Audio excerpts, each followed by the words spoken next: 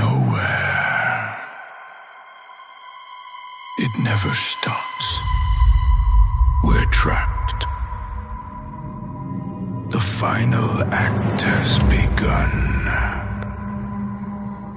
This house remembers all. Mommy, it's in the room with us. Hello friends, welcome to গল্পের রামধনু। আমি সন্দীপা চলে এসেছি পর কয়েকটি ভুতুড়ে গল্প নিয়ে। গল্প এবং গল্প পাঠ যদি ভালো লাগে তাহলে চ্যানেলটি সাবস্ক্রাইব করে আমার পাশে থাকার অনুরোধ রইল এবং লাইক শেয়ার কমেন্ট করে আমাকে উৎসাহিত করতে ভুলবেন না। তাহলে শুরু করা যাক। প্রথম গল্প বুদ্ধদেব বসুর লেখা দিন দুপুরে। হাজরা রোডের মোড়ে ট্রামের জন্য দাঁড়িয়ে আছি। বেলা দুপুর, বালিগঞ্জের ট্রাম আর আসে না। এদিকে ভাদ্র মাসের রোদ্দুর পিঠে চড়চড় করে ফুটছে আলপিনের মতো। ওই এতক্ষণে কালীঘাটের পোল থেকে আস্তে আস্তে নামতে দেখা যাচ্ছে শ্রীযুক্ত ট্রামকে। এমন সময় রাস্তা পার হয়ে ছোট একটি মেয়ে আমার কাছে এসে দাঁড়ালো। বলল, আপনি কি ডাক্তার? ভাবতেই পারিনি মেয়েটি আমাকে কিছু বলছে, তাই কথাটা শুনেও গ্রাহ্য করলুম না। কিন্তু পর মুহূর্তেই মেয়েটি সোজা আমারই মুখের দিকে তাকিয়ে বললে, দেখুন, আপনি কি ডাক্তার? খুব অবাক হলুম, একটু যেন খুশিও। কি করে বুঝলে? ওই যে আপনার পকেটে বুক দেখার যন্ত্র, দেখুন, আমার মার বড় অসুখ, আপনি কি একবার একটু দেখে যাবেন? মেয়েটি এমনভাবে কথাটা বলল যেন এটা মোটেও অদ্ভুত কি অসাধারণ কিছু নয়। আমি তো কি বলবো ভেবে পাচ্ছি না। এদিকে ট্রাম এসে গেছে। একটা ট্রাম ফসকালে এই দারুণ রোদ্দুরে আবার হয়তো 15 মিনিটের ধাক্কা। মেয়েটি ভাঙা ভাঙা গলায় কাতরভাবে আবার বলল, চলুন না, যাবেন? ওসব কথায় কান না দিয়ে ট্রামে উঠে পড়াই বুদ্ধিমানের কাজ হতো, সন্দেহ নেই। কিন্তু কেমন দোটানার মধ্যে পড়ে গিয়ে পা বাড়াতেই পারলাম না। ট্রামটা মোড় ঘুরে আমার চোখের ওপর দিয়ে ঘটর ঘটর করতে করতে বেরিয়ে গেল। তোমার বাড়ি কোথায়? চেতলায়, এই কাছেই। কি হয়েছে তোমার মার? কি হয়েছে জানি না তো, বড় অসুখ। কদিন অসুখ? অনেক দিন। ডাক্তারবাবু, আপনি যাবেন তো? মেয়েটির ম্লান মুখের দিকে তাকিয়ে আমার কেমন মায়া হলো। ভাবলুম, যাই না, দেখে আসি ব্যাপারটা। ডাক্তারবাবু, আপনাকে তো টাকা দিতে পারবো না। মেয়েটি আরও কি বলতে গিয়ে ঢোক গিলে থেমে গেল। আচ্ছা আচ্ছা, সেজন্য ভেবো না। আমি তাড়াতাড়ি বললুম, নতুন পাশ করে বেরিয়েছি। আত্মীয় বন্ধু মহলে ডাক খোঁজ পড়ে মাঝে মাঝে, কিন্তু ভিজিট 10 টাকা যে মাসে পাই সেই মাসেই খুব খুশি। এই তো বন্ধুর ছেলের 99 বুঝি জ্বর হয়েছে। ট্রামের পয়সা খরচ করে এসে তার প্রেসক্রিপশন লিখে দিয়ে এতক্ষণ আড্ডা মেরে বাড়ি ফিরছিলাম। তবু এই মেয়েটি যা হোক টাকার কথা মুখে আনলো। হেঁটে চললুম মেয়েটির সঙ্গে কালীঘাট পুলের দিকে। জিজ্ঞেস করলুম, তোমার মাকে আর কোনো ডাক্তার দেখেননি? ডাক্তার? না, মা বলেন ডাক্তার দিয়ে কি হবে, এমনিই আমি ভালো হব, টাকা পাবো কোথায়? তুমি কি আজ ডাক্তার খুঁজতেই বেরিয়েছিলে? আর কেউ নেই তোমার বাড়িতে? না, কে আর থাকবে। এক দাদা ছিল আমার, সে তো চটকলে কাজ করতে গিয়ে রেলে কাটা পড়ল। সেই থেকে আমি আর মা ব্যস্ত ছিলুম আমরা।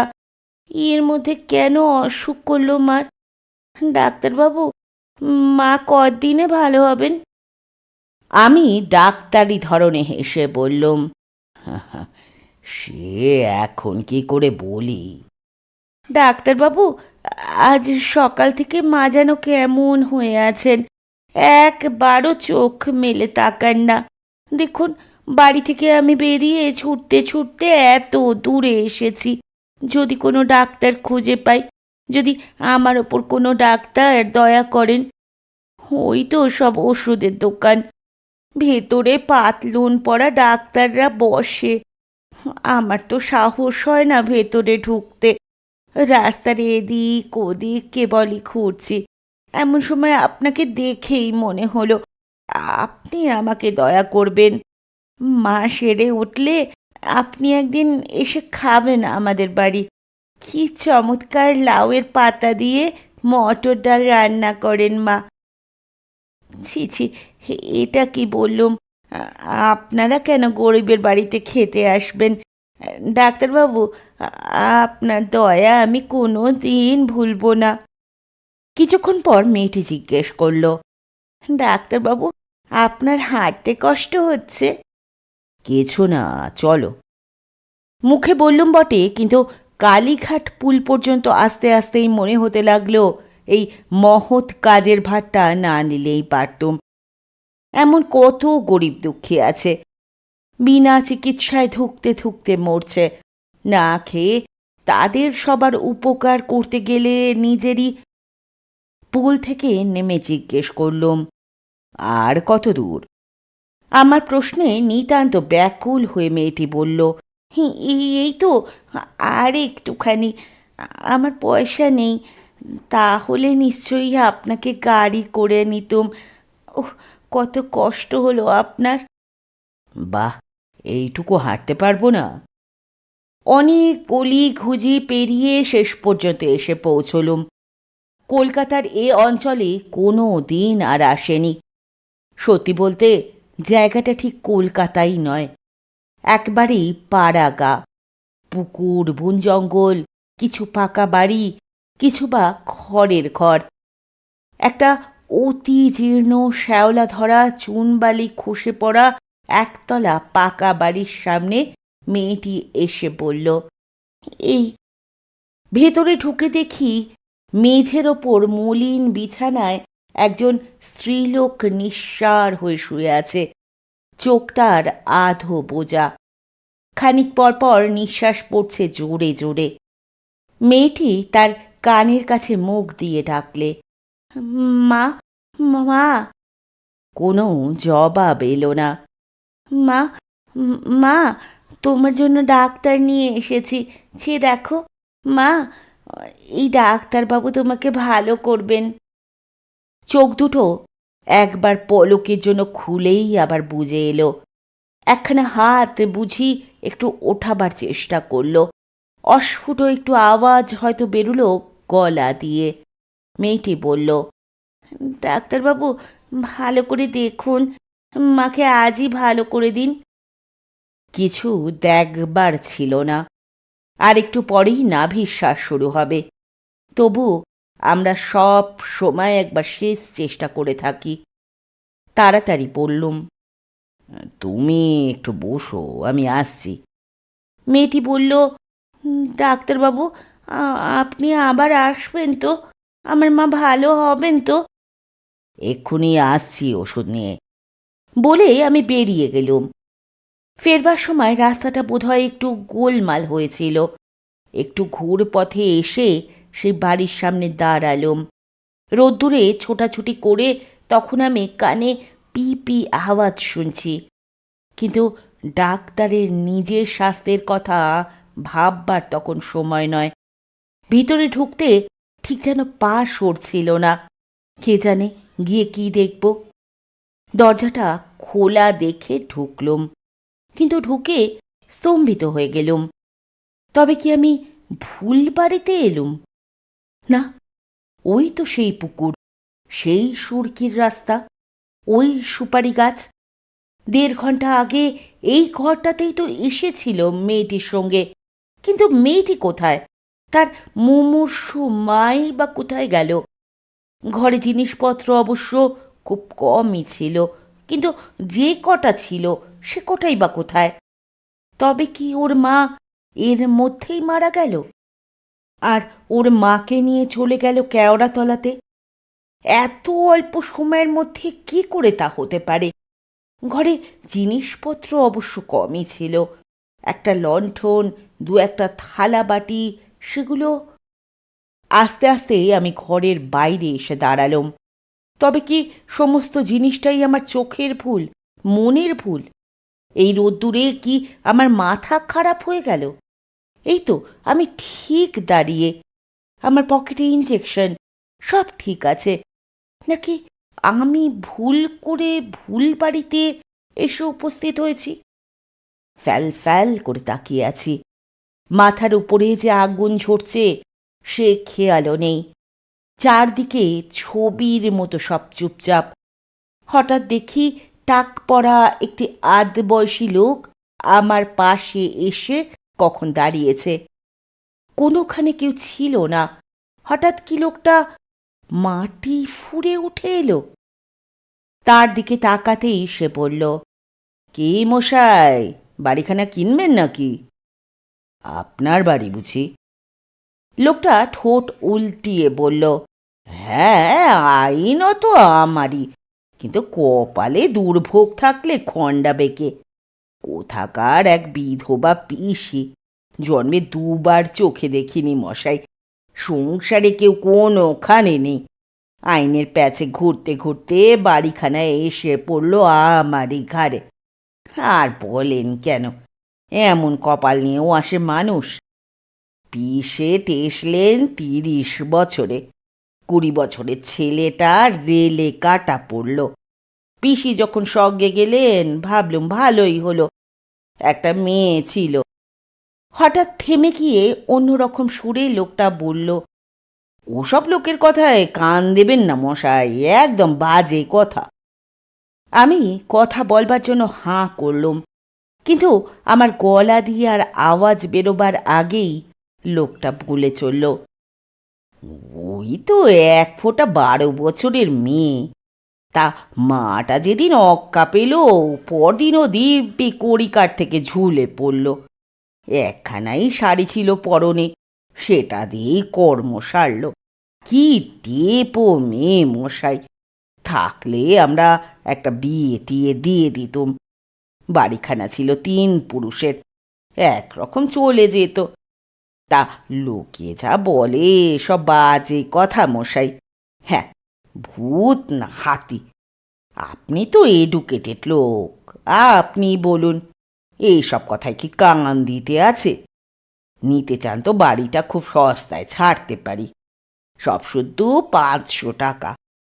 আচ্ছা, হরে দরে 400ই দেবেন।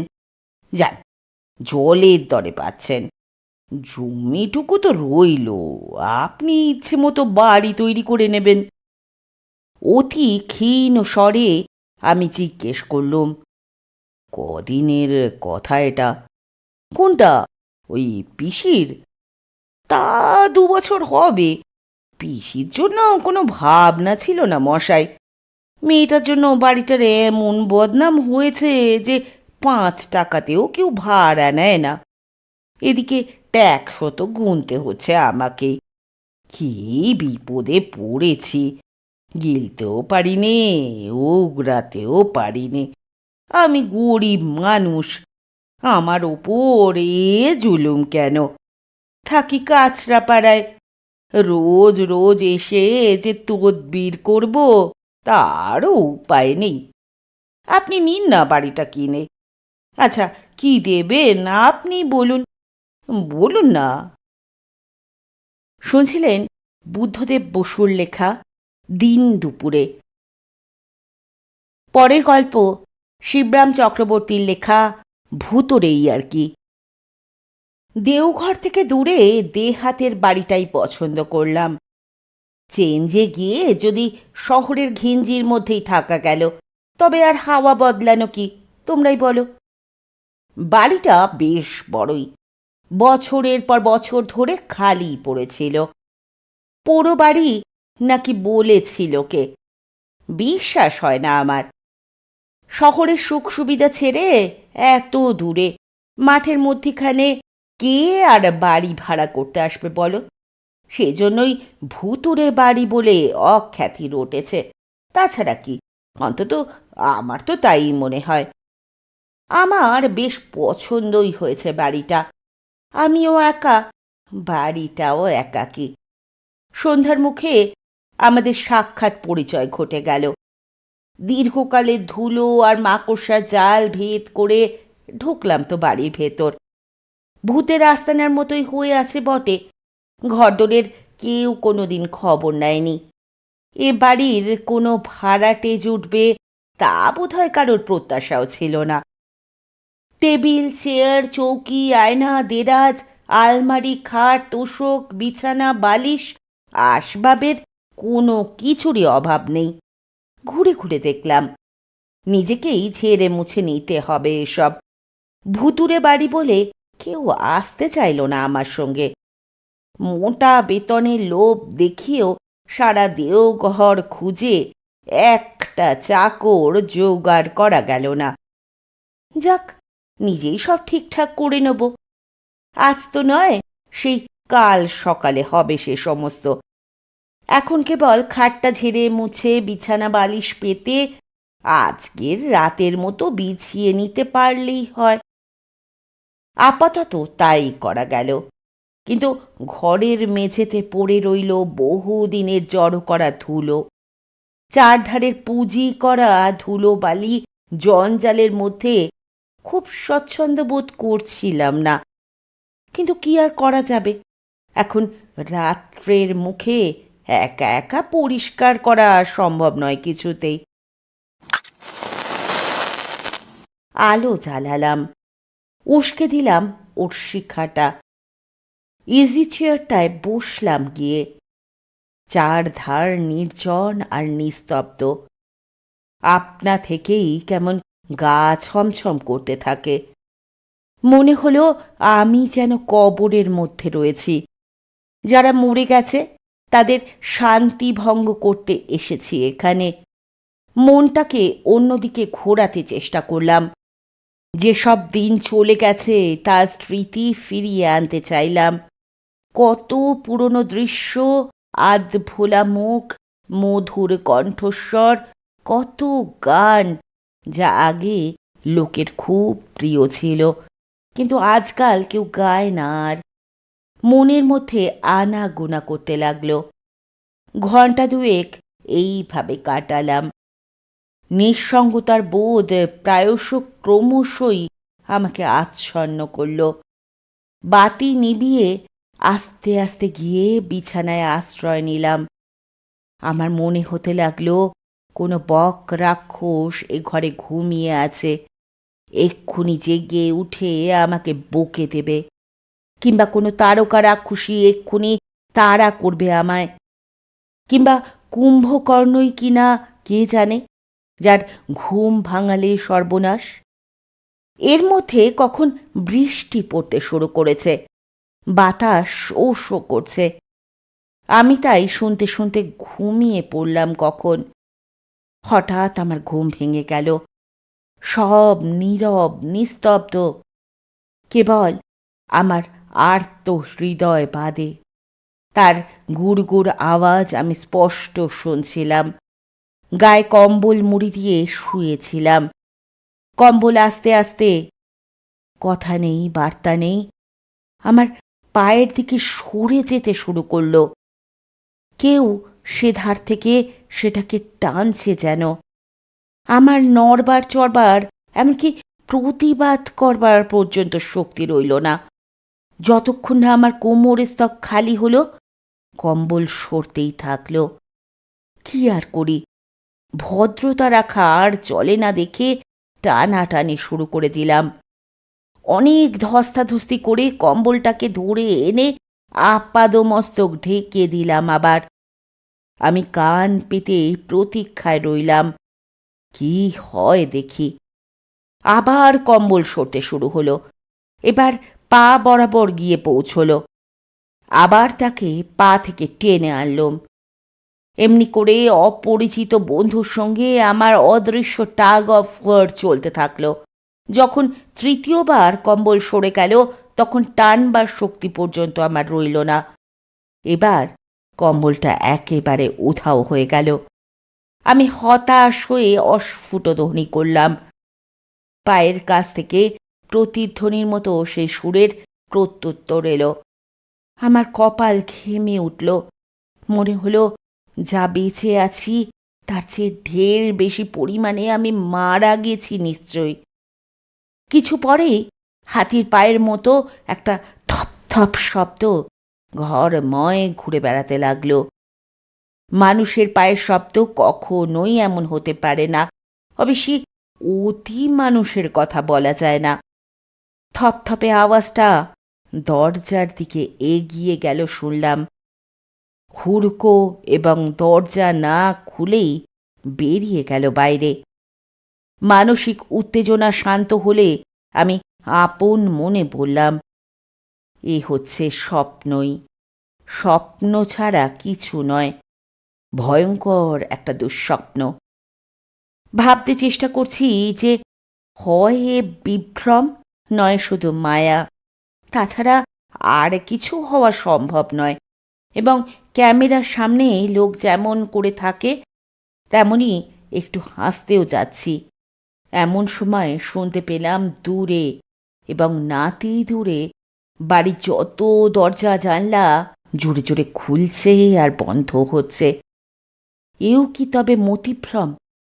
চট করে উঠে আলোটা জ্বাললাম। জেলে দেখি আবার ঘরের দরজা আগের মতোই বন্ধ হয়ে আছে।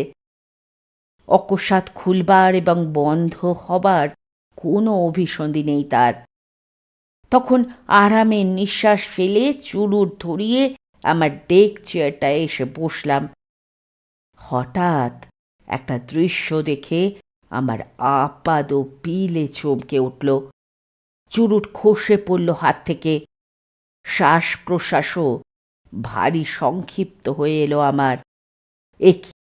ঘরের পুঞ্জীভূত ধুলোর ওপরে আমার পায়ের দাগের পাশাপাশি আবার কার পায়ের দাগ?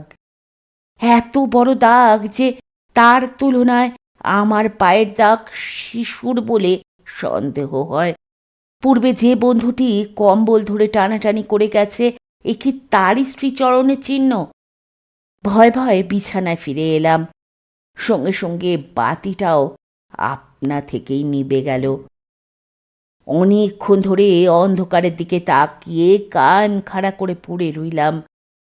হঠাৎ মনে হলো কে যেন তার বিশাল বউপুটি টেনে নিয়ে আসছে, কিন্তু ঘরের যে জানলাটা খোলা ছিল সেটা নিতান্ত খাটো বলে কিছুতেই তা দিয়ে খুলতে পারছে না।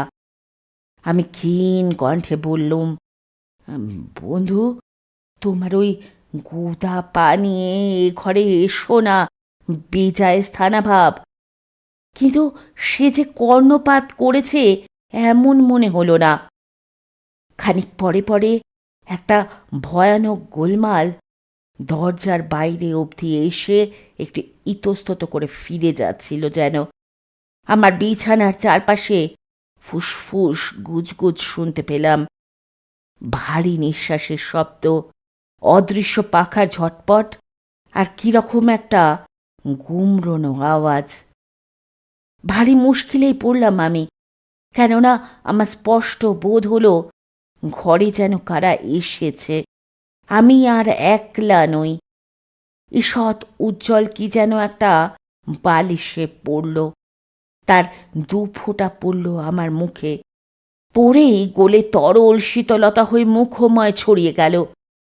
তারপরেই দেখতে পেলাম আবছা আবছা মুখ, সাদা সাদা হাত যেন বাতাসে ভাসছে, এই ভেসে উঠছে, এই মিলিয়ে যাচ্ছে।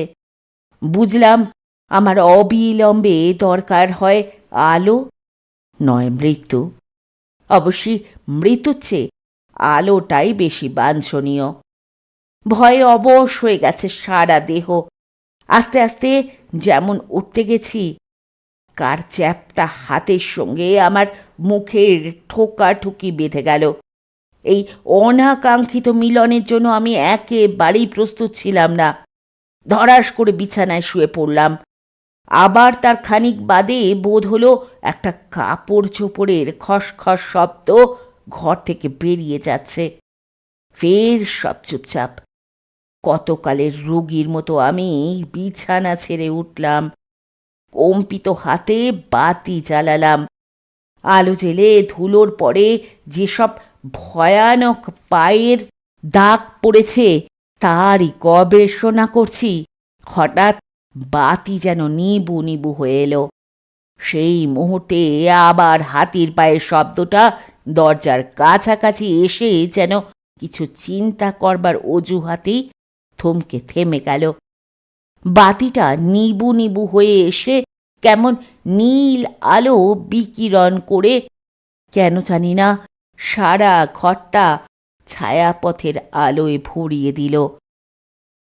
দরজা খোলা নেই, অথচ এক ঝটকা ঠান্ডা বাতাস কোথা থেকে আমার গালে এসে লাগলো। আমার সামনে বাষ্পময় কি একটা খাড়া হয়ে রইল। দারুণ অস্বস্তি আর অসুবিধা আমি বোধ করি, কিন্তু কি যে করব। প্রথমে একটা হাত, তারপরে দুটো পা, তারপরে সমস্ত শরীরটা। আর এক বিষণ্ণ বদন ক্রমশ সেই বাষ্পাকার থেকে আত্মপ্রকাশ করল। দেখলাম আমার সামনে প্রায় নগ্নকায় প্রকাণ্ড দৈত্যের মতো এক চেহারা শটান দাঁড়িয়ে রয়েছে। লোকটার বিষণ্ণ মুখ দেখে আমার ভয় দূর হলো। মনে হলো এ কোনো ক্ষতি করবে না। ক্ষতিজনক ভূত বোধ করি নয়। আমার স্বাভাবিক মনের অবস্থা ফিরে এলো তখন। সঙ্গে সঙ্গে আলোক আবার উজ্জ্বল হয়ে উঠল। আমি একলা ছিলাম। নিঃসঙ্গতার বদলে এই ভূতটাকে তো কাছে পাওয়া গেল। এ একরকম ভালোই। খুশি হলাম আমি। অচেনা জায়গায় আত্মীয় স্বজন পাওয়ার মতোই অনেকটা আর কি। আমি তাকে অভ্যর্থনা করে বললাম, কে হে তুমি? তুমি কি জানো আমি 2-3 ঘন্টা যাবৎ মুমূর্ষু হয়ে রয়েছি? যাক, তোমাকে দেখে খুশি হওয়া গেল। আমার যদি একটা চেয়ার থাকতো, অবশ্য তোমাকে ধারণ করবার মতো। আহা, থামো, ওই জিনিসটার ওপর বসে পড়ো না যেন। কিন্তু কাকেই বা বলা? ততক্ষণে মেহগানির অমন দামি চেয়ারটাতে এসে বসে পড়েছে, আর চেয়ারটাও সঙ্গে সঙ্গে ভেঙে গুঁড়ো হয়ে গেছে। দাঁড়াও, সবই তুমি ভাঙবে দেখছি। বলা বাহুল্য ইজি চেয়ারটিরও সেই দশা হলো। তোমার কি ঘটে বুদ্ধি বিবেচনা কিছু নেই? ঘরের সব জিনিসপত্র ভেঙে কি তছনছ করতে চাও তুমি? করো কি সর্বনাশ! বলা নিষ্ফল। তাকে বাধা দেওয়ার আগে বিছানায় গিয়ে বসে পড়ে। বিছানাটাও তার 4 পায়া কাত করে চেয়ারগুলোর সঙ্গী হলো। কি ভয়ানক! এটা কিরকম বন্ধুতা হচ্ছে শুনি? এবার দোস্তুর মতো আমি চটে উঠলাম। প্রথমে তো হাতির মতো গোদা পায়ের শব্দে ভয় দেখিয়ে প্রায় মরি আর কি। সেটা না হয় সহ্য করা গেল, কিন্তু এখন এইসব হচ্ছে কি? বায়োস্কোপের পর্দাতেই এরকম রসিকতা বরদাস্ত করা যায়। এত বড় বড় ধাড়ি, তোমার লজ্জা পাওয়া উচিত। বুঝবার মতো বয়স হয়েছে তোমার। নেহাত ছেলে মানুষটি তো নও। আচ্ছা, আর আমি কিছু ভাঙবো না, কিন্তু কি করব আমি? 100 বছর ধরেই তো আমি হাঁটছি, এক দণ্ডও কোথাও বসতে পাইনি একদিন। তার চোখ থেকে অঝরে জল ঝরতে থাকে। হুমাই কি ভূতের চোখে জল? এই যে তার মুখে রাম নামের মতোই অভাবনীয়। আহা বেচারি ভূত! আমার দুঃখ হলো। আমি বললাম, আমার রাগ করা উচিত হয়নি। তুমি যে একটি বাপ মাহারা অনাথ বালক, তা কি আমি জানি? তা কি করবে, এই মাটিতেই বসো। কিছুই তোমার ভার সইবে না যে। নইলে হয়তো কোলে করেই বসাতুম তোমায়। হ্যাঁ, তোমার সঙ্গে মুখোমুখি কথা কইতে পারবো। সে মাটিতেই বসে পড়ল। আমার দামি লাল কম্বলটা সে ঘাড়ে ফেলল এবং বিছানাটাকে জড়িয়ে মাথায় পাগড়ির মতো করে বাঁধল। তখন তার আয়েশ একটা দেখবার মতোই। ভালো কথা, এত হাঁটাহাঁটি করছো কেন তুমি বলো তো? আমি জিজ্ঞেস করি। পাছে বাদ ধরে সেই ভয়? আর কেন, খবর পেলাম কোথায় যেন আমার স্ট্যাচু খাড়া করা হয়েছে। ইয়া লম্বা চওড়া চেহারা, এই ঠিক আমার মতোই, ঘোড়ার উপর বসানো। আমার সেই পাথুরে চেহারা দেখতেই তো আমি বেরিয়েছি, কিন্তু কোথায় যে হয়েছে তাই খুঁজে পাচ্ছি না। ভাবনার কথাই বটে, আমি বলি। নিজের চেহারা নিজে না দেখতে পাওয়ার মতো দুঃখ আর কি আছে? এক কাজ করো না কেন, এত না হেঁটে রেলে যাতায়াত করলে তো পারো। তাড়াতাড়ি অনেক জায়গায় ঘোরা হয় তাতে। হেঁটেই মেরে দেবো, রেল কেন আবার? সে আশঙ্কা প্রকাশ করে। রেলে টিকিট লাগে, তাছাড়া ভারী মারা পড়ে মানুষ, কলিশন হয় কিনা, সেই ভয়ে রেলে চাপি না। তা চাপো না, ভালোই করো। ওর কথায় আমি সায় দিই, ওতে খরচ বাঁচে। কিন্তু একটা প্রশ্ন, কদিন তুমি এরকম ঘুরছো পৃথিবীতে? পৃথিবীতে তা প্রায় 100 বছর হবে। সে জবাব দেয়। পৃথিবীতে এবং পৃথিবী ছাড়িয়েও। পৃথিবী ছাড়িয়েও বা কিরকম? আমি অবাক হই। অন্যান্য গ্রহে উপগ্রহেও যাতায়াত আছে নাকি তোমার? আহা, তা কি আমি বলেছি? আর সেসব জায়গায় যাবই বা কেন? কোন দুঃখে যাব? তারা কি আমার স্ট্যাচু খাড়া করেছে? তবে পৃথিবী ছাড়িয়ে কিরকম? যোগ বলে। আকাশপথেও চলাফেরা করতে পারি কিনা আমরা? অনেক সময় মাটির থেকে 2 হাত, 2.5 হাত, 3.25 হাত পর্যন্ত উপরে উঠে যাই। বলো কি? ওই রকম। সে ব্যক্ত করে। যোগের ক্ষমতাই এই। মরলে মানুষ মাত্রই এই যোগ বল লাভ করে। প্রাণ বিয়োগ হলেই এটা লাভ করা যায় অনায়াসে। আশ্রমে টাশ্রমে গিয়ে জীবনমৃত হয়ে থাকতে পারলে জীবনেও অনেক সময় পাওয়া যায়। ও, এখন বুঝেছি। হঠাৎ আমার টনক নড়ে। তোমার পায়ের দাগের সঙ্গে মিলে যায় হুবহু। কি কি? কৌতূহলী হয়ে ওঠে সে। কিছুদিন আগে জায়গায় জায়গায় যে সব বড় বড় পায়ের দাগ দেখতে পাওয়া গেছিল, জানিয়ে খবরের কাগজে খুব হইচই পড়েছিল সেই সময়। এখন বুঝতে পারছি সেসব কার কীর্তি। কার? কার আবার? তোমার। তা হবে। বিষণ্ণভাবে সে ঘাড় নাড়ে। খবরের কাগজও দেখিনি বহুত দিন। দেখাতাম তোমায়, রাখিনি তো। তোমার সঙ্গে দেখা হবে জানতো কে, তাহলে রাখতাম। আমি বলি, কিন্তু বলো, আমার বাড়িতেই পায়ের ধুলো দিলে কেন হঠাৎ? তোমার আস্তানার কাজ দিয়ে এই রাস্তা দিয়ে যাচ্ছিলাম কিনা, এই বাড়িটায় আলো জ্বলছিল। তারপর খড়ি দিয়ে সদর দরজায় তোমার নিজের নাম লিখেছ দেখলাম। তার সঙ্গে আমার নামের ভারী মিল। ভাবলুম আমার জ্ঞাতি গোষ্ঠী হয়তো কেউ। তবে তোমার কাছ থেকে জেনে নি না কেন আমার স্ট্যাচুর ঠিকানাটা।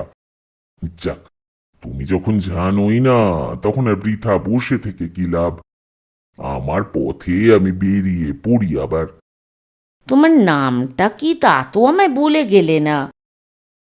আমার নাম আউটরাম। সে বলে। চাঁদরেল আউটরাম। বেঁচে থাকতে লড়াই করাই ছিল আমার কাজ। তখন জেনারেল বলে আমায় ডাকতো সবাই। এরকম অদ্ভুত নাম শুনেছ এর আগে? অবশ্যই তোমার নিজের নাম ছাড়া। আচ্ছা, আসি তবে এবার। আমার বাক স্ফূর্তি হওয়ার আগেই আউট ফ্রম আউট হয়ে গেলেন। আমার লাল কম্বলটা সঙ্গে নিয়ে গেলেন, বিছানাটাও আর ফিরিয়ে দিলেন না। শুনছিলেন শিবরাম চক্রবর্তীর লেখা ভুতুড়ে ইয়ার্কি। পরের গল্প নারায়ণ গঙ্গোপাধ্যায়ের লেখা ভুতুড়ে কামড়া। ওদের বাড়ির নিম গাছটার তলায় বসে কান চুলকোতে চুলকোতে বল্টুদা আমায় জিজ্ঞেস করলে, আচ্ছা প্যালা, ভূত সম্বন্ধে তোর আইডিয়া কি? আমি বললুম, কোনো আইডিয়া নেই। শুনে বল্টুদা ভীষণ বেজার হলো। এত বেজার হলো যে খচ করে কানে একটা খোঁচাই খেয়ে গেল। শেষে মুখটাকে এক ভার রাবড়ির মতো করে বললে, কেন, আইডিয়া নেই কেন? আমি বললুম, কি করে থাকবে, কখনো দেখিনি তো। শুনে টুনেও কিছু মনে হয় না? একদম না। লোকে নানা রকম ডেসক্রিপশন দেয়। কেউ বলে খামোকা একটা কাটা মুন্ডু ঘ্যাচাত করে কামড়াতে এলো। কেউ বলে সাদা কাপড় পরে রাত দুপুরে ছাদের উপর হেঁটে যাচ্ছে। কেউ বলে আম গাছে এক পা আর জাম গাছে আর এক পা দিয়ে। বল্টুদা বললে, বাজে বকিসনি, ধর এই নিম গাছটায় একটা ভূত আছে। এই দিন দুপুরেই দারুণ চমকে আমি একবার নিম গাছটার দিকে চেয়ে দেখলুম। না, ভূত ট্রুত কিছু নেই, কেবল ঠিক আমার মাথার ওপরেই একটা কাক বসে রয়েছে। কাককে আদৌ বিশ্বাস নেই। একটু সরে বসলুম তক্ষুনি। বল্টুদাকে বললুম, তোমার নিম গাছের ভূতকে খামোকা আমি ধরতে যাব কেন? কি দরকার আমার? ভূত ধরা টরা আমি আদৌ পছন্দ করি না, তোমাকে সাফ বলে দিচ্ছি। কিন্তু মনে কর ভূত যদি তোকেই ধরে, মানে তোকেই ধরতে পছন্দ করে যদি। আমি দোস্তর মতো ঘাবড়ে বললুম, বল্টুদা, এবার আমি বাড়ি চলে যাব। বল্টুদা খপ করে আমার হাত টেনে ধরে বসালো। বললে, আহা, যাচ্ছিস কেন? বললুম বলেই কি সত্যি সত্যি ভূতে ধরেছে নাকি তোকে? মানে আমি সেদিন ভূতের পাল্লায় পড়েছিলাম কি না, সেই ব্যাপারটাই তোকে বলবো। আমি বললুম, তুমি আবার কবে থেকে আমাদের টেনিদার মতো গল্প বাগিস হলে বল্টুদা? টেনিদার নাম শুনেই বল্টুদা জ্বলে গেল। বললে, টেনি, তার কথা আর বলিসনি। তোদের দলের ওই সর্দারটা এক নম্বরের কুলবাজ, খালি বানিয়ে বানিয়ে যা তা গল্প বলে। সেদিন আবার আমাকে দিব্যি ফুজুং ভাজুং দিয়ে দি গ্রেট আবার খাবো রেস্তোরাঁয় 2.5 টাকার খাবার খেয়ে গেল। নাকটাকে কিরকম যেন তেলে ভাজা সিঙারার মতো করে বল্টুদা বললে, চো চো, যাওয়ার আগে আমার পিঠ চাপড়ে কি সব মেফিস্টো ফিলিস্টিলিস ও বলে গেল। কিচ্ছু বুঝতে পারলুম না। রাম রাম, টেনি আবার একটা মানুষ। বুঝতে পারলুম টেনিদা বল্টুদার প্রাণে দারুণ দাগা দিয়ে গেছে। 2.5 টাকার শোক আর বল্টুদা ভুলতে পারছে না। আমি সান্ত্বনা দিয়ে বললুম, টেনিদার কথা ছেড়ে দাও, ওই রকম। তোমার ভূতের গল্পটাই বলো। গল্প আমি বানিয়ে বলার মধ্যে নেই, যা বলবো একদম সত্য ঘটনা। হ্যাঁ আচ্ছা, বলতে থাকো। তখন বল্টুদা আর একবার বেশ করে কান চুলকিয়ে নিলে, তারপর বলতে থাকলে, আমার বড়দিদির বড় মেয়ে দিল্লিতে জন্মেছে বলে, যার নাম রাজধানী। ছোটবেলায় যাকে আমি ভুল করে দাঁতখানি বলে ডাকতুম, আর বড়দি যাকে বলতো ধানি লঙ্কা, তার বিয়ে হয়েছে এক কলিয়ারির ইঞ্জিনিয়ারের সঙ্গে। এবার পুজো ছুটিতে আমি সেখানে বেড়াতে গিয়েছিলুম। দিন 10 বেশ আরামে থেকে খুব খেয়ে দে ওদের মোটর গাড়িতে অনেক বেরিয়ে টেরিয়ে কলকাতায় ফিরে আসছিলুম। সন্ধ্যের পরে গাড়ি বদলাতে হলো ছোট এক জংশন স্টেশনে। ট্রেনে বেজায় ভিড়। শেষে দেখি পেছন দিকের একটা সেকেন্ড ক্লাস কামরা থেকে সব যাত্রী হুড়মুড় করে নেমে যাচ্ছে। দেখে খুব মজা লাগলো। আমি ফাঁকা গাড়িটায় টুপ করে উঠে বসলুম। শতরঞ্জি জড়ানো ছোট বিছানাটা পেতে মাথার কাছে সুটকেসটা রেখে বেশ নিশ্চিন্ত হয়ে বসে পড়া গেল। ট্রেন আরও প্রায় 20 মিনিট এখানে থাকবে। আমি বসে বসে দেখতে লাগলুম। অন্য সব গাড়িতে লোক উঠছে নামছে, এদিকে কেউ আর আসছে না। বোধহয় পেছন দিকের গাড়ি বলেই এটার ওপর কারোর নজর নেই। আমার ভীষণ ভালো লাগছিল। একটা রেলের কামরায় একলা যেতে ভারী মজা লাগে। নিজেকে বেশ লাট বেলাটের মতো মনে হয়। এর মধ্যে দুই মারোয়ারি যাত্রী অনেক লটো বহর নিয়ে আমার গাড়ির দিকে তাক করে আসছে বলে বোধ হলো। ভাবলুম, এই রে, এসে ঢুকলো বুঝি। হঠাৎ একজন লোক তাদের কি যেন বললে, অমনি তারা সঙ্গে সঙ্গে উল্টো দিকে ছুটল। আমার স্বস্তির নিঃশ্বাস পড়ল বটে, কিন্তু ব্যাপারটা ঠিক বুঝতে পারলুম না। তারপরেই মনে হলো ওদের বোধহয় থার্ড ক্লাসের টিকিট ছিল। ওই লোকটা বলে দিয়েছে এটা সেকেন্ড ক্লাস, সেই জন্যই সরে পড়ল। যাই হোক, বেশি ভেবে চিনতে লাভ নেই। গাড়ি ছাড়তে আরও কিছু দেরি আছে।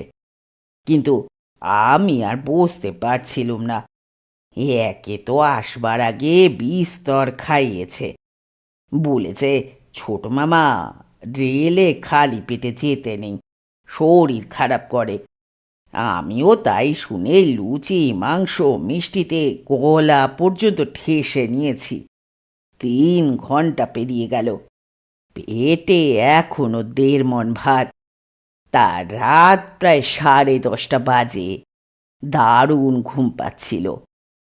গাড়িতে যে ওঠে উঠুক, আমি তো আপাতত লম্বা হই।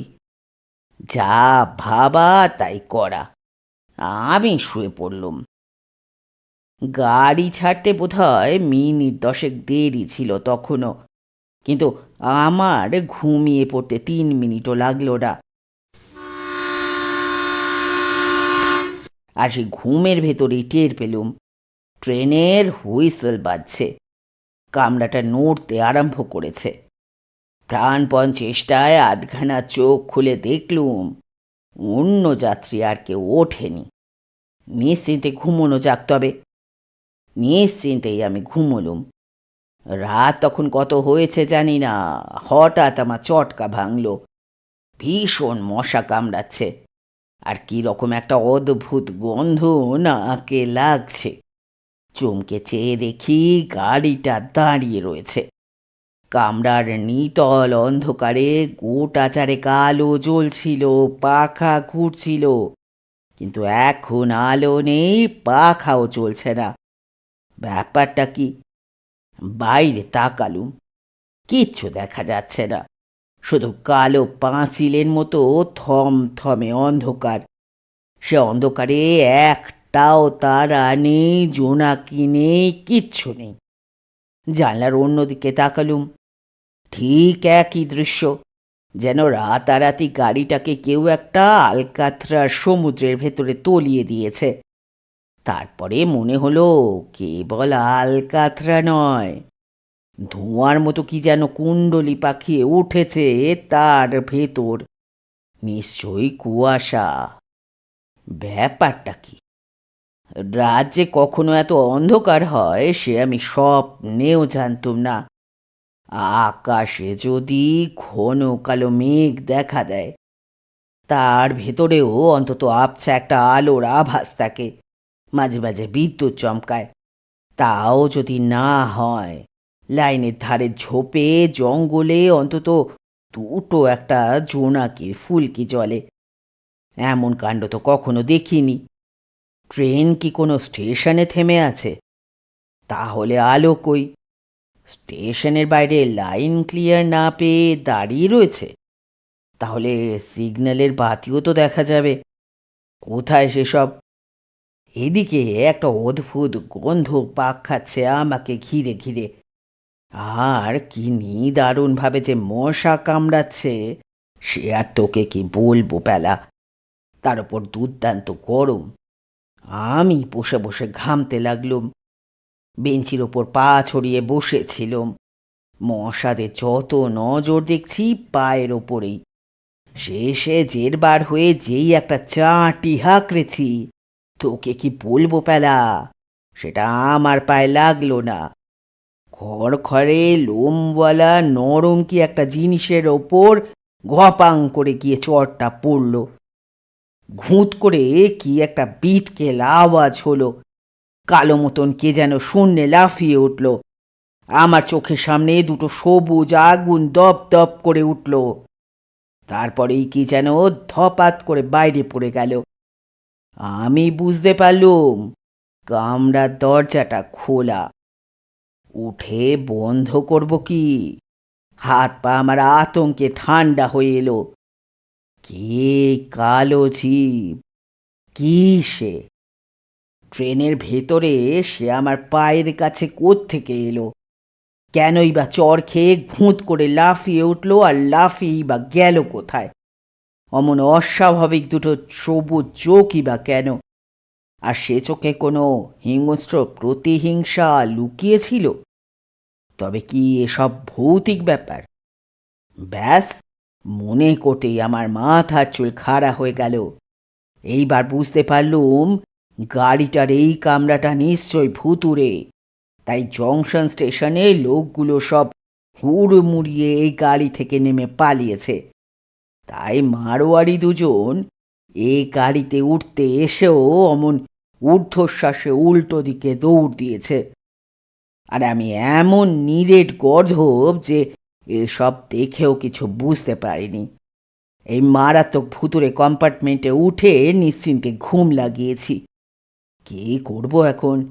নেমে পড়বো গাড়ি থেকে, তারপর যেদিকে চোখ যায় টেনে দৌড় লাগাবো? কিন্তু এই অন্ধকারে চোখ আর কোন দিকে যাবে? নিজের হাত পা পর্যন্ত দেখতে পাচ্ছি না যে। আর পালাবো? চোর ডাকাতের হাত থেকে পালানো যায়, পুলিশের হাত থেকেও হয়তো যায়, কিন্তু ভূতের পাল্লা থেকে? খপ করে 30 গজ লম্বা একখানা হাত বাড়িয়ে ঘাটটি টেনে ধরবে। হঠাৎ টপ টপ টপাত মাথার উপর কয়েক ফোঁটা ঠান্ডা জল পড়ল।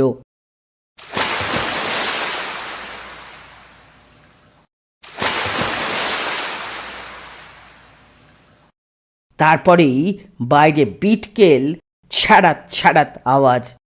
ঠিক মনে হলো কে যেন একটা লম্বা পাইপ দিয়ে জল ছুটছে। শুধু মনে হওয়া নয়, ছাড়াত করে কোত্থেকে একরাশ বিচ্ছিরি জল আমার নাকে মুখে এসে আছড়ে পড়ল। বাপরে, গেছি গেছি বলে আমি জানলা বন্ধ করে ফেললুম। সামনে সেই আওয়াজটা চলতে লাগলো। মনে হলো সেই অথই অন্ধকারে এক পাল পেতনির বাচ্চা আলকাতরা গোলা নিয়ে হোলি খেলছে। আমি বসে বসে রঘুপতি রাঘব টাঘব গাইতে চেষ্টা করলুম। গলা দিয়ে গান বেরুলো না, খালি বু বু করে এমন যাচ্ছে তাই আওয়াজ বেরোতে লাগলো যে আঁতকে উঠে চুপ করে গেলুম। ভয় কাঠ হয়ে কতক্ষণ বসে আছি জানি না। জলের সেই ছ্যাড়ছ্যাড়ানি কখন থেমে গেছে তাও টের পাইনি। আচমকা সে কালি ঢালা অন্ধকার আর সাদা কুয়াশার ভেতরে একটা লাল আলো। বিশ্বাস করবি না প্যালা, শুধুই একটা লাল আলো ঠিক গাড়িটার দিকে এগিয়ে আসছে। জানলার কাঁচের মধ্যে দিয়ে আমি স্পষ্ট দেখলুম। আমার মনে হলো এক চোখে যেন একটা দৈত্য হাঁ করে চলে আসছে আমার দিকে। এতক্ষণ চুপ করেছিলুম। এইবার আমি বাপরে মারে করে একটা আকাশ ফাটানো চিৎকার ছাড়লুম। আর লাল আলোটা যেন শূন্যের ভেতরে থমকে দাঁড়ালো। তারপরেই ধাঁ করে কোন দিকে যেন মিলিয়ে গেল। আমার আর চোখ মেলে চেয়ে থাকবার সাহস ছিল না। বেশ বুঝতে পারছিলুম আজ এই ভুতুড়ে রেলগাড়ির কামড়াতেই অপঘাতে আমার প্রাণটা যাবে। একবার গলায় হাত দিয়ে পইতেটা খুঁজে দেখলুম, কিন্তু তাকে তো সে 7 বছর আগে জামার সঙ্গে ধোপা বাড়িতে চালান করে দিয়েছি। এখন আর কোথায় পাওয়া যাবে? বেশ বুঝতে পারলুম আজ আমার 12টা বেজে গেল। আমাকে নিয়ে এই ভুতুড়ে কামড়াটা যে কোন নরকে গিয়ে হাজির হয়েছে জানি না, কিন্তু এরপর একটার পর একটা বিভীষিকা আসতে থাকলে আমার রক্ত একদম জমাট বেঁধে যাবে। তারপরেই সোজা হার্টফেল। বাড়িতে মা বাবার কাছে আর পৌঁছতে পারবো না। এখান থেকেই সোজা ভূতের দলে ভর্তি হয়ে যাব। চোখ বুজে মনে মনে রাম রাম জপ করছি, এমন সময় বাজখাই গলায় কে বলল, এ ও রোগ! আঁতকে লাফিয়ে উঠলুম। অন্ধকার জায়গায় কোত্থেকে ঝলমলে আলো, আর সেই আলোয় হিয়া ঢ্যাঙা এক সাহেব দাঁড়িয়ে। আবার বাজখাই স্বরে বললে, ইউ রোগ, তুম কন হ্যায়? ওরে বাপ রে, সাহেব ভূত! আমার রাম নাম গিয়ে ব্রহ্মরন্ধ্রে পৌঁছল। আবার একখানা মোক্ষম চিৎকার ছেড়ে আমি গাড়ির মেঝেতে চিৎপাত হয়ে পড়লুম। বিশ্ব সংসার মুছে গেল।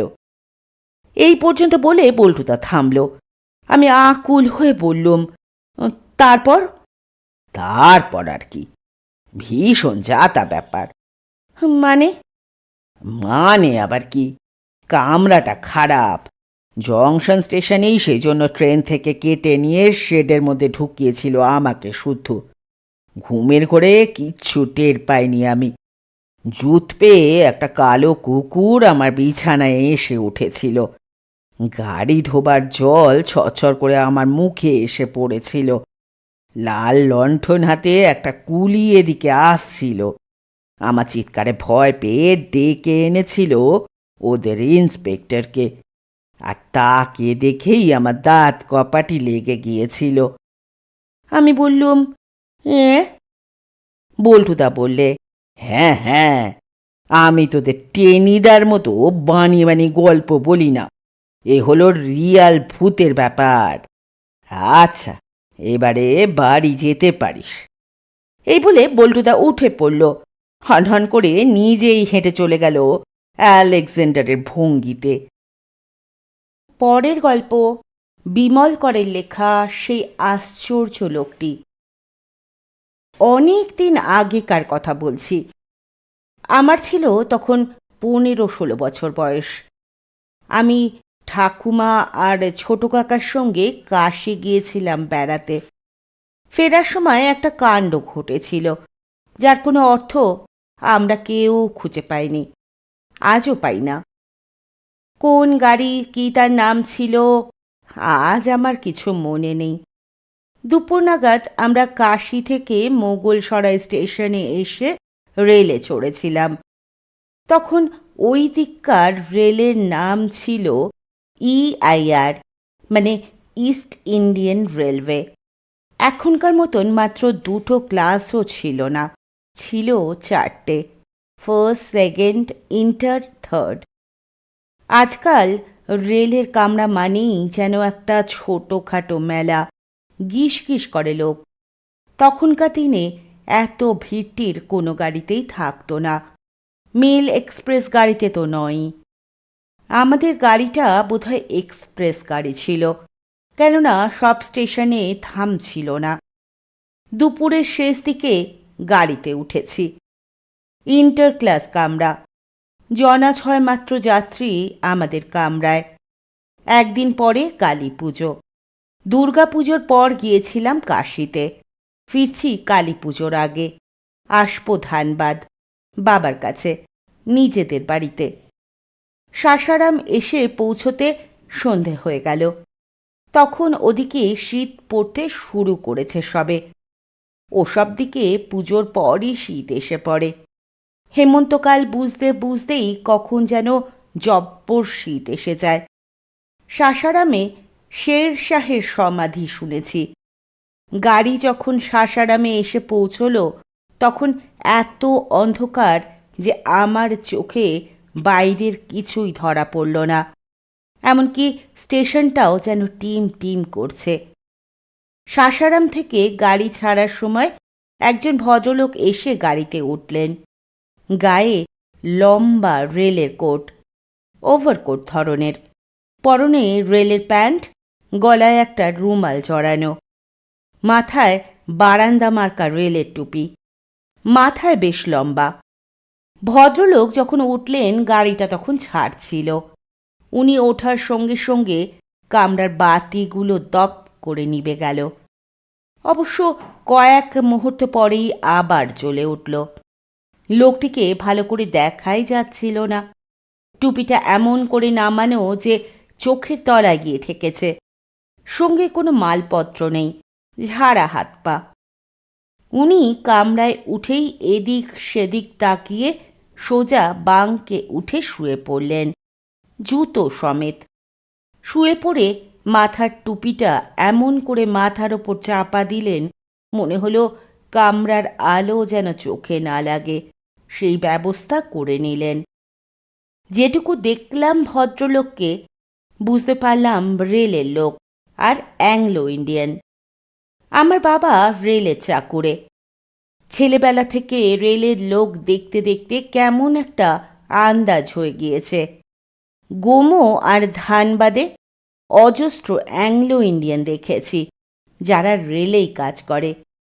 ভদ্রলোকের কত বয়স তা ঠিক বুঝতে পারিনি, তবে আমার ছোট কাকার চেয়ে নিশ্চয়ই বড়।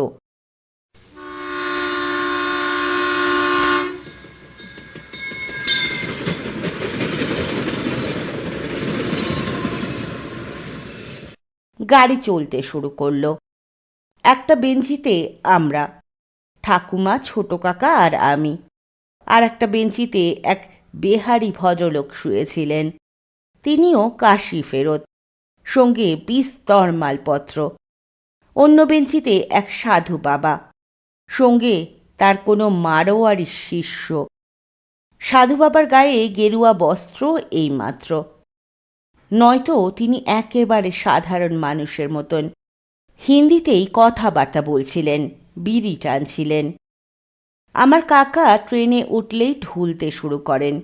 সন্ধে হয়েছে দেখে কাকাও মাথার ওপর বাঙ্কে চড়ে বসলেন। গাড়ি চলতে লাগলো।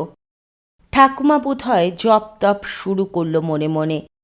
আমি চুপচাপ একা। বাইরে তাকালেই অন্ধকার আর অন্ধকার। মাঝে মাঝে ইঞ্জিনের ধোঁয়া এসে যেন নাকে লাগছে।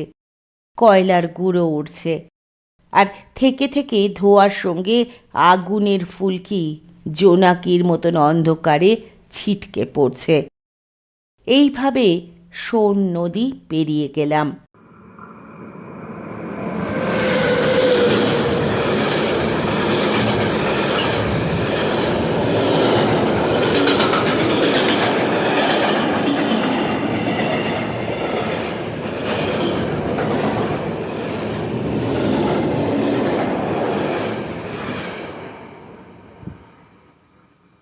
কি বড় ব্রিজ!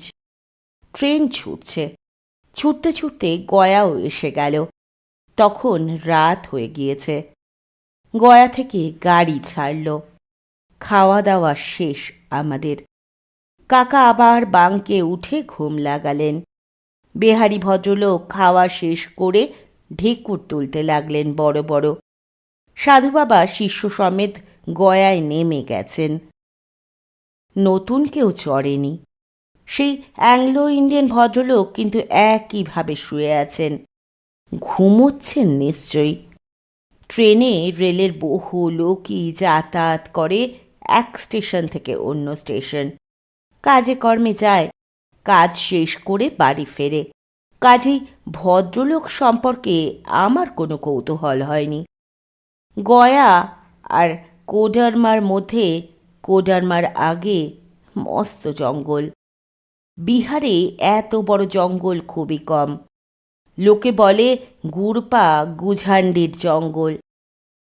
দিনের বেলাতেও এই জঙ্গলের অর্ধেক জায়গায় আলো রোদ ঢোকে না। রেল লাইন পাতার সময় এই জঙ্গলের আরও ভয়ঙ্কর চেহারা ছিল। রেলের কুলি লাইনের অনেকেই নাকি বাঘটাকের পেটে গিয়েছে এখানে। রেলের দুটো স্টেশনই আছে, গুড়পা আর গুঝান্ডি। এই পাহাড়ি জায়গাটুকুর চড়াই ভাঙতে বাড়তি একটা ইঞ্জিন জুড়তে হয়। একটা ইঞ্জিন গাড়ি টানতে পারে না। আমার ঠিক মনে পড়ছে না কোডারমা থেকে গয়ার দিকে আসার সময় না গয়া থেকে কোডারমার দিকে যাওয়ার সময় দুটো ইঞ্জিন লাগে। যখনই লাগুক তাতে এ গল্পের কোনো ক্ষতি নেই, কেননা তখনকার দিনে বাড়তি ইঞ্জিনটা একবার যেমন যেত অন্যবার ফিরেও আসতো, আবার যেত। ডাবল ইঞ্জিন জুড়ে গাড়িটা ছাড়ল। রাত হয়ে গিয়েছে। জঙ্গলের মুখে ঢুকে বেশ শীত শীত লাগছিল। কাছের জানলাটা বন্ধ করে দিলাম। চারদিকে ঘুটঘুট করছে অন্ধকার। গাছপালা আর অন্ধকার মিলে সে এক এমন জগৎ যা চোখে শোয়া যায় না বেশিক্ষণ। তবু গুড়পা গুঝান্ডির আসল জঙ্গল তখনও শুরু হয়নি। তেমন নিবিড় নয় গাছপালা। যেতে যেতে হঠাৎ থেমে গেল। সব রেলগাড়ি মাঝে মাঝে বেজায়গায় থেমে যায়। হয় সিগন্যাল পায় না, না হয় অন্য কোনো গোলমাল হয়। কেন যে থামে যাত্রীরা তা বুঝতেও পারে না। গাড়িটা থামার পর সামান্য সময়ে চুপচাপ কেটে গেল। ভাবছি এই ছাড়বে, গাড়ি আর ছাড়ে না। হঠাৎ শুনে ইঞ্জিনের হুইসেল বাজছে তার স্বরে। বাজছে তো বাজছেই। বিহারী ভদ্রলোক জেগেছিলেন, বললেন, লাইনের ওপর নিশ্চয়ই বাঘ বসে আছে, সরছে না। রেল লাইনের ওপর বাঘ বসে থাকে, ইঞ্জিনের অত জোরালো আলোয় নড়ে না, শব্দতেও না। এ আমার জানা ছিল না। আমার কাকাও দেখি বাঙ্ক থেকে নেমে এলেন। ব্যাপারটা কি হচ্ছে বোঝার জন্য জানলা খুলে দিলাম। দেখি গার্ড সাহেব হাতে সেই লাল সবুজ লণ্ঠন ঝুলিয়ে সামনের ইঞ্জিনের দিকে এগিয়ে চলেছেন। তার সঙ্গে আরও দু একজন খালাসি ধরনের লোক, বোধহয় পেছনের ইঞ্জিনের। লাইনের পাশ দিয়ে যাচ্ছে সবাই। আমাদের মতন আরও অনেকে গলা বাড়াচ্ছে কামরার মধ্যে থেকে। গাড়ির বাইরের দিকে আলো পড়েছে সামান্য। ভেতরের আলো জানলা দিয়ে বাইরে পড়ছিল ঝাপসাভাবে। আমার কাকা আর বিহারী ভদ্রলোক নানা রকম কথা বলতে লাগলেন। ঠাকুমা একটু শুয়েছে। সেই অ্যাংলো ইন্ডিয়ান ভদ্রলোক কিন্তু বাঙ্কের ওপর পড়ে পড়ে ঘুমোচ্ছেন, টুপিতে মুখ ঢাকা। ঠিক যে কতক্ষণ কাটল তাও বুঝতে পারলাম না। শেষে দেখি গাড়ির দরজা খুলে অনেকেই নামতে শুরু করেছে। নেমে যে যার কামরার পাদানির কাছে দাঁড়িয়ে। নানা রকম গলা শোনা যাচ্ছে। জঙ্গলের মধ্যে কারো সাহস নেই যে দুপা এগিয়ে কিছু জেনে আসবে। আমার কাকাও দরজা খুলে নিচে নামলেন। আরও কিছুক্ষণ কেটে গেল। ভালো বুঝতে পারছিলাম না। শেষ পর্যন্ত বেশ শোরগোল পড়ে গেল। কেমন করে যেন দু চারটে টর্চও বেরিয়ে গেল। লাইনের পাশ দিয়ে আসা যাওয়া করতে লাগলো কেউ কেউ। গার্ড সাহেব শেষ পর্যন্ত ফিরতে লাগলেন। লোকে খোঁজ খবর নিচ্ছে হলো কি। কাকা একটু এগিয়ে গিয়েছিলেন। খবর নিয়ে ফিরে এসে শুকনো মুখে বললেন, সামনের ইঞ্জিনের ড্রাইভার মারা গিয়েছে হঠাৎ। নাক মুখ দিয়ে রক্ত বেরোচ্ছিল। ফায়ারম্যানদের একজন গাড়ি থামিয়ে দিয়েছে। শুনে আমি চমকে উঠলাম। বিহারী ভদ্রলোক বললেন, হায় ভগবান! মানুষ হঠাৎ কেমন করে মারা যায় সে বয়সে বুঝতাম না, এখন বুঝি। তখন বুঝতে পারিনি। ড্রাইভারের সেরিব্রাল স্ট্রোক হয়েছিল। তখন এসব রোগ নিরাময়ের কথা শোনাও যেত না। আগে রেল ইঞ্জিনের মধ্যে ড্রাইভারের সঙ্গে কয়লা দেওয়া জনা দুয়েক লোক ছাড়াও বোধহয় একজন সাক্ষাৎ থাকত ড্রাইভারের। এদেরই কেউ গাড়ি থামিয়ে দিয়েছে। ঠিক ঘন ঘন হুইসল মেরে বিপদটা জানাচ্ছিল গার্ডকে। এখন কি হবে? ড্রাইভার তো মারা গেল, গাড়ি চালাবে কে? আমরা কি সারা রাত এই জঙ্গলে পড়ে থাকব? ড্রাইভার মারা গেছে এটা কোনো রকমে সব কামরায় প্রচার হয়ে গেল। তারপরই একটা হই হই। বাইরে বড় কেউ নামছে না, পাদানির তলায় দাঁড়িয়ে আছে, গলা বাড়াচ্ছে সবাই। এমন সময় শোনা গেল মৃত ড্রাইভারকে নামিয়ে ব্রেক ভ্যানে তোলা হচ্ছে। ইঞ্জিনের মধ্যে তো ফেলে রাখা যায় না। দেখতে দেখতে রাত বেড়েই চলল। আমরা অসহায়ের মতো গাড়িতে বসে আছি, ভাবছি এই জঙ্গলে এইভাবেই সারাটা রাত কাটাতে হবে, না জানি কি হবে। গার্ড সাহেবও বেশ চঞ্চল হয়ে পড়েছেন। কতবার যে সামনে দিয়ে আসা যাওয়া করলেন, তারই তো ঝঞ্ঝাট ঝামেলা। এতগুলো যাত্রীর জীবন মরণ যেন তারই হাতে। আরও খানিকটা পরে দেখি গার্ড সাহেব প্রত্যেকটি কামরার সামনে দাঁড়িয়ে কি যেন বলে দিচ্ছেন, বোধহয় সাবধান করে দিচ্ছেন। বলছেন, যে যার কামরায় দরজা বন্ধ করে বসে থাকো, সকাল না হলে কিছু করার উপায় নেই। আমাদের কামরার কাছে এলেন গার্ড সাহেব। আধ খোলা দরজা দিয়ে উঠলেন ভেতরে। লম্বা চওড়া চেহারা, অ্যাংলো ইন্ডিয়ান গার্ড। বললেন, আপনাদের সারা রাত গাড়িতেই থাকতে হবে, সাবধানে থাকবেন। খুবই দুঃখের কথা, সামনের ইঞ্জিনের ড্রাইভার হঠাৎ মারা গেছেন। গার্ড সাহেব নেমে যাওয়ার একটু পরেই দেখি বাং থেকে সেই অ্যাংলো ভদ্রলোক নেমে এলেন। টুপি পরলেন এমন করে যে মুখটা আড়াল হয়ে গেল। ভালো করে দেখতেও পেলাম না মুখটা। ভদ্রলোক কামরা থেকে নেমে গেলেন। তারপর দেখি পাশের কামরা থেকে গার্ড সাহেব নামা মাত্র কি সব কথাবার্তা বলছেন। সামান্য পরে দেখলাম গার্ড সাহেব আর সেই লোকটি সামনের দিকে এগিয়ে যাচ্ছেন। কাকা বললেন, যে মারা গেছে তার কেউ হবে। বেহারি ভদ্রলোক বললেন, মালুম দোস্ত। ঠাকুমা বললেন, দরজাটা বন্ধ করে দে।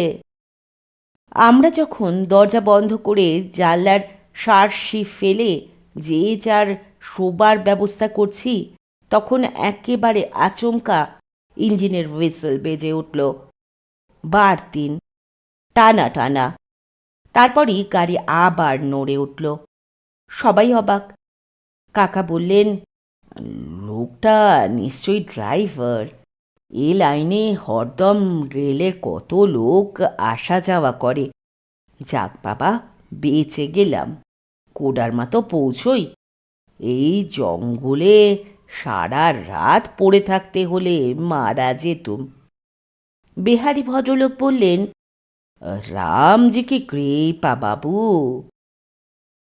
গুড়পা গোরান্ডি জঙ্গল পেরিয়ে আমরা কোডারমা পৌঁছলাম যখন, তখন প্রায় মাঝরাত।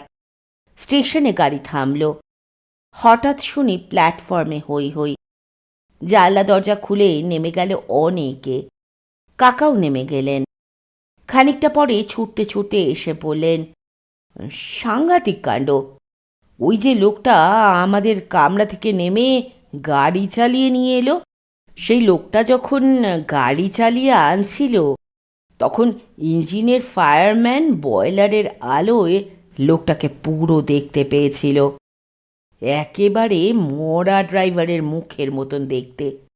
সেই মরা ড্রাইভারই।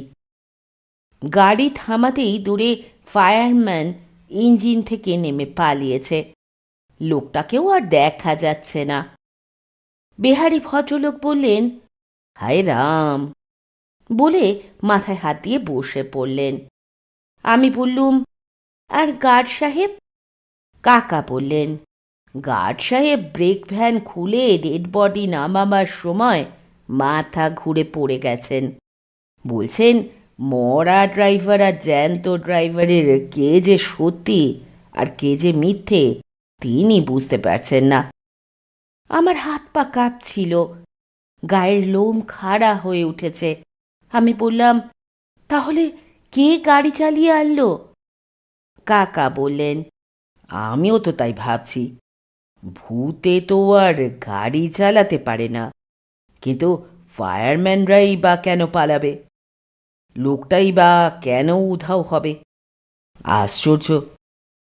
আমার মনে পড়ল, সাসারাম স্টেশনে লোকটা ওঠা মাত্র আমাদের আলো দপ করে নিভে গিয়েছিল। কেন? পরের গল্প লীলা মজুমদারের লেখা কর্তা দাদার ক্যারদানি। ছোটবেলা থেকে আমার মেজ কর্তা দাদামশাইয়ের গুণগান শুনে শুনে কান ঝালাপালা হয়ে যেত। ছুটি ছাটাতে যখনই ডায়মন্ড হারবারে বাবাদের বিশাল পৈতৃক বাড়িতে যেতাম, বুড়ো ঠাকুরদা ঠাকুরদা আর মা পিসিমণিদের মুখে মেজ কর্তা দাদামশাইয়ের প্রশংসা আর ধরত না।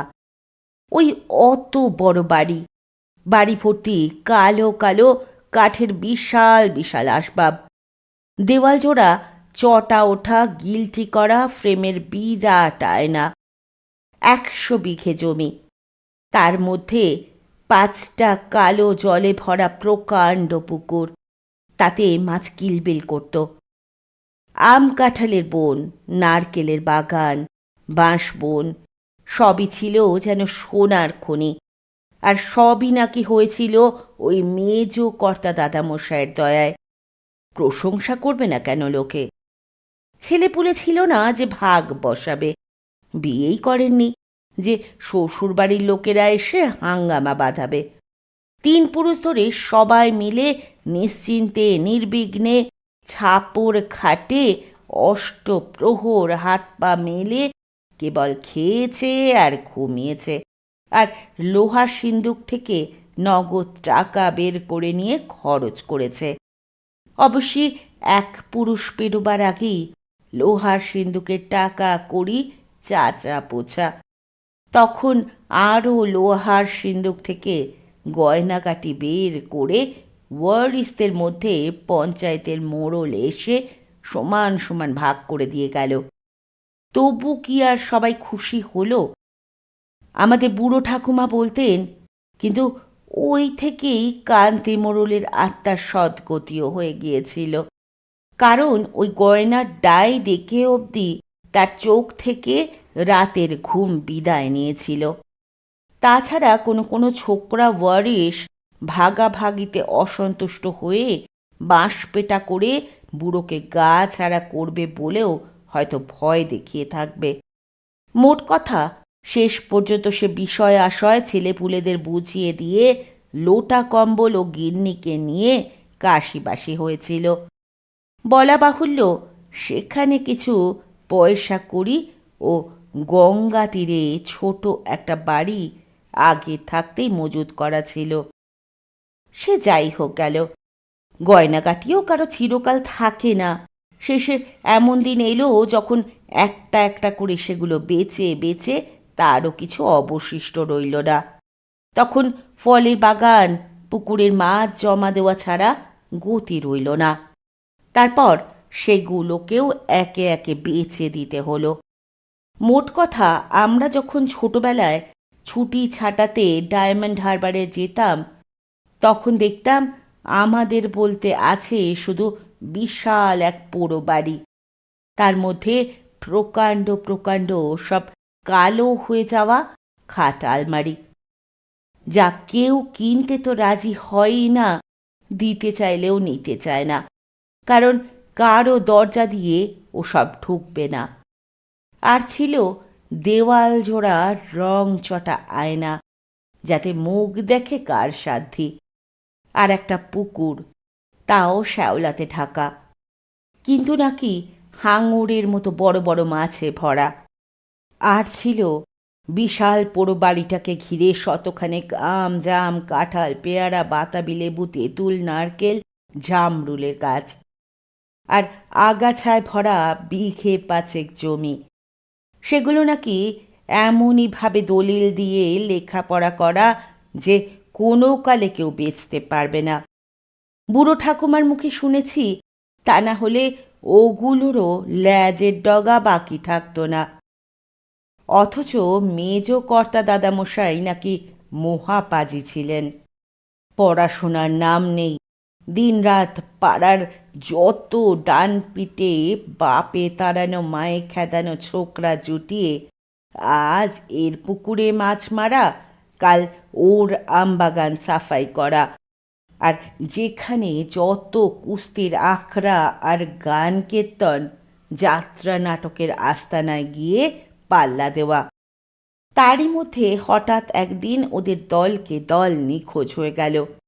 দুদিন একটু শোরগোল, মা ঠাকুমাদের অল্প একটু আফসোস, তারপর গায়ে এমনই গভীর শান্তি বিরাজ করতে লাগলো যে শোক দুঃখ ভুলে দুবেলা সবাই শিব ঠাকুরকে দুহাত তুলে ধন্যবাদ জানাতো।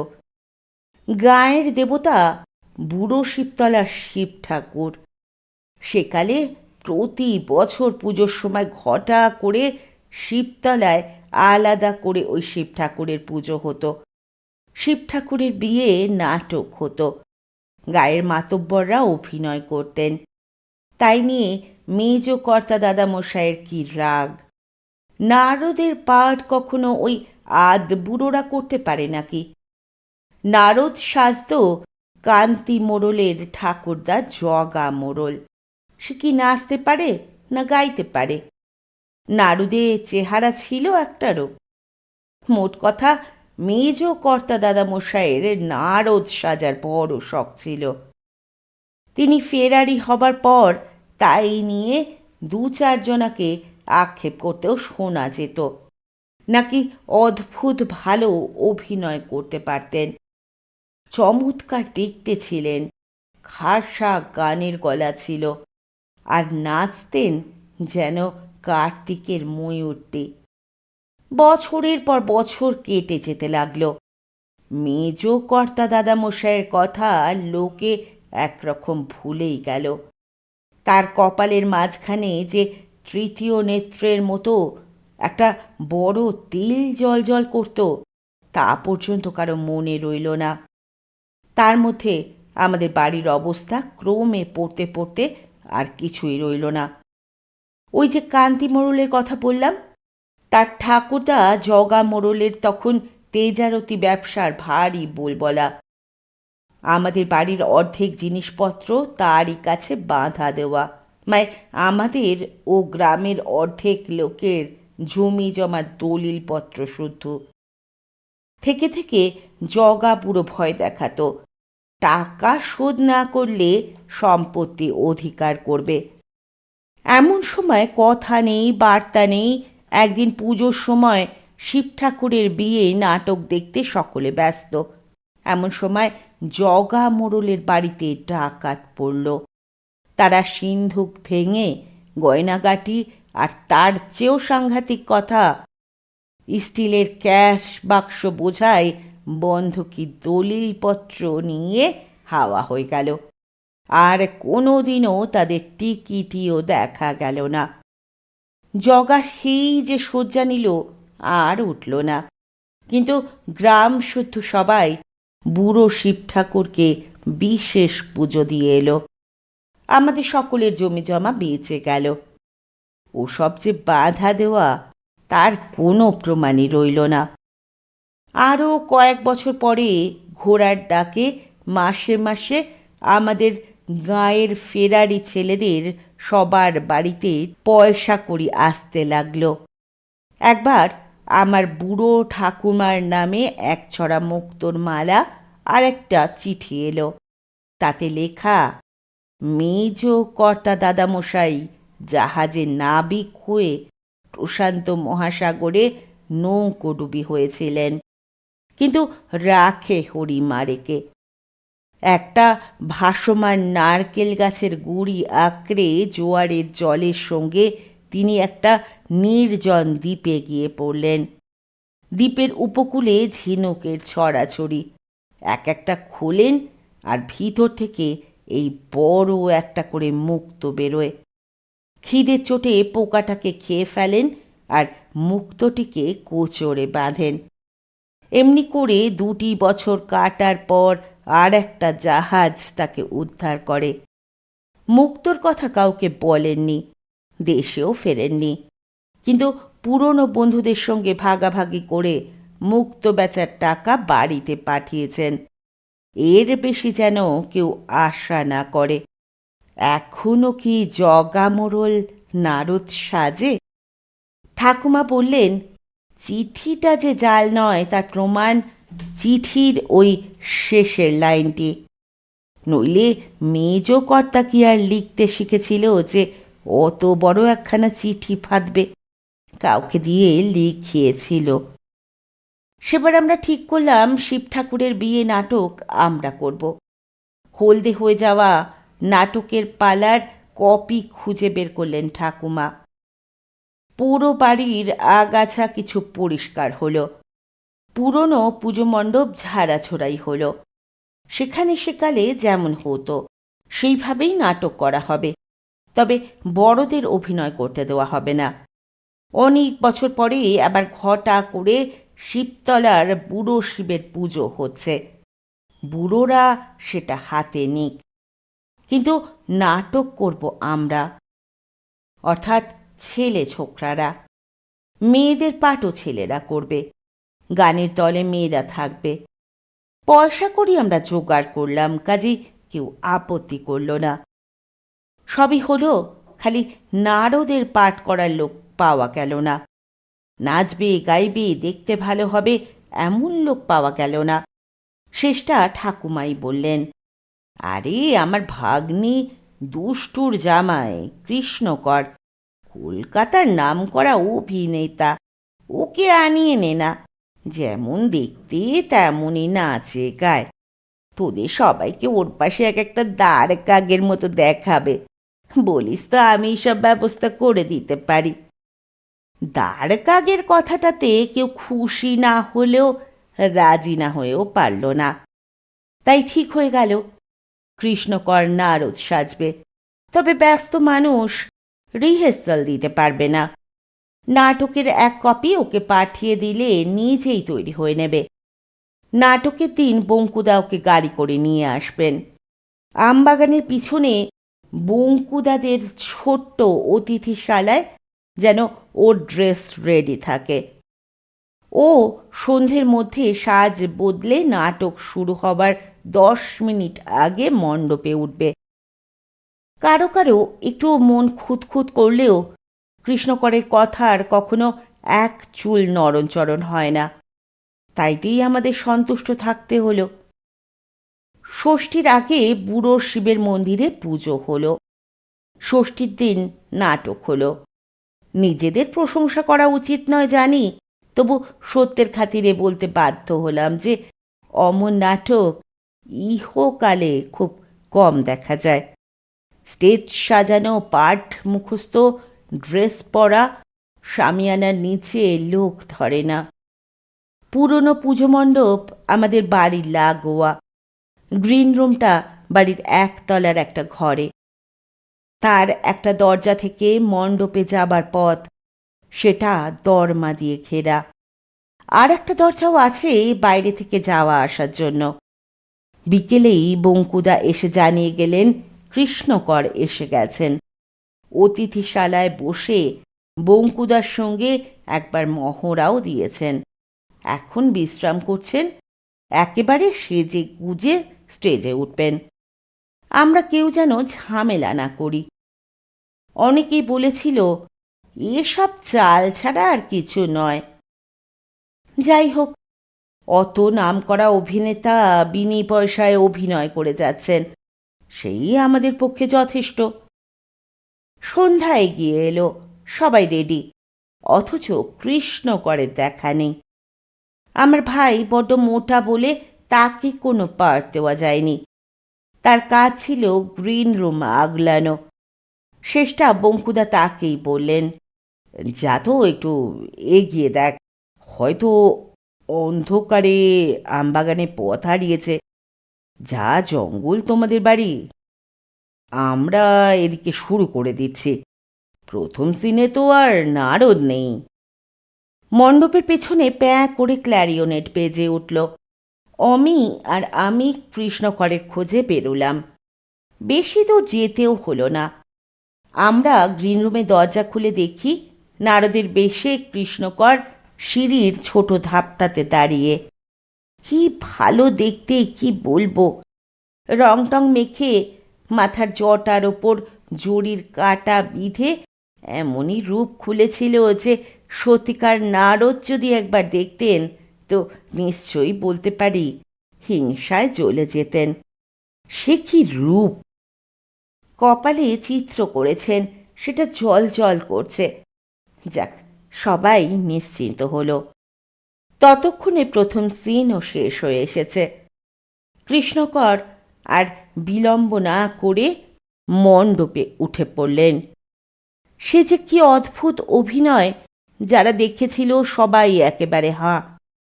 কৃষ্ণকর নিজেও নাকি কখনো এত ভালো অভিনয় করেননি। সিনের পর সিন হয়ে যেতে লাগলো। কৃষ্ণকরের দেখা দেখি অন্য সকলেও বেজায় ভালো অভিনয় করতে লাগলো। ইন্দ্রজালের মতো নাটক চলতে লাগলো। দ্বিতীয় অঙ্কের পর আর নারদের পাঠ ছিল না। তার শেষ সিনটি এবার শুরু হবে। এমন সময় কৃষ্ণকর আমার কানে কানে বললেন, পেছনের দরজায় আমার শত্রু এসেছে, যেমন করে পারো ঠেকাও, আমার পালাটুকু শেষ না হওয়া পর্যন্ত, তারপর যা হয় হোক। এই বলে তিনি মণ্ডপে উঠে গেলেন। সঙ্গে সঙ্গে বাইরে যাওয়ার ছোট দরজাটাতে আস্তে আস্তে কে টোকা দিতে লাগলো। আমরা কেউ কান দিলাম না। অমি জানলা দিয়ে উকি মেরে কাকে যেন এক ধমক দিয়ে আবার এসে বসল। জিজ্ঞাসা করাতে বলল, ঢং করার জায়গা পাইনি বেটা, কলা পাতা জড়িয়ে সং সেজে ভয় দেখাবার তালে আছে। আমি কিন্তু অনেক চেষ্টা করেও লোকটা দেখা পেলাম না। দ্বিতীয় অঙ্ক শেষ হয়ে গেল। কৃষ্ণকর বিপুল হাততালিতে কানে তালা লাগিয়ে গ্রিন রুমে এসে অমিকে বললেন, বাহ, ব্যাটাকে খুব ঠকিয়েছ দেখছি। তোমার জন্য কি করতে পারি বলো দেখিনি। বড় আনন্দ দিয়েছ। আচ্ছা, পুকুরটাকে সাফ করিয়ে একটু জল ছেঁচে ফেলার ব্যবস্থা করো। এই বলে দরজাটা একটু ফাঁক করে অন্ধকার পথে বেরিয়ে পড়লেন। সেখানে শত্রু আছে বলে এতটুকু ভয় দেখলাম না। অভিনয় শেষ হয়ে গেল। সবাই কৃষ্ণকরকে খুঁজতে লাগলো, অথচ তাকে কোথাও খুঁজে পাওয়া গেল না। বঙ্কুদারা কয়েকজন শেষ পর্যন্ত আমবাগানের অতিথিশালায় গিয়ে হাজির হলেন। দেখেন বাইরে থেকে তালা দেওয়া, যেমন কৃষ্ণকরকে বলে দেওয়া হয়েছিল। সবাই অবাক হয়ে এদিক ওদিক দেখতে লাগলো।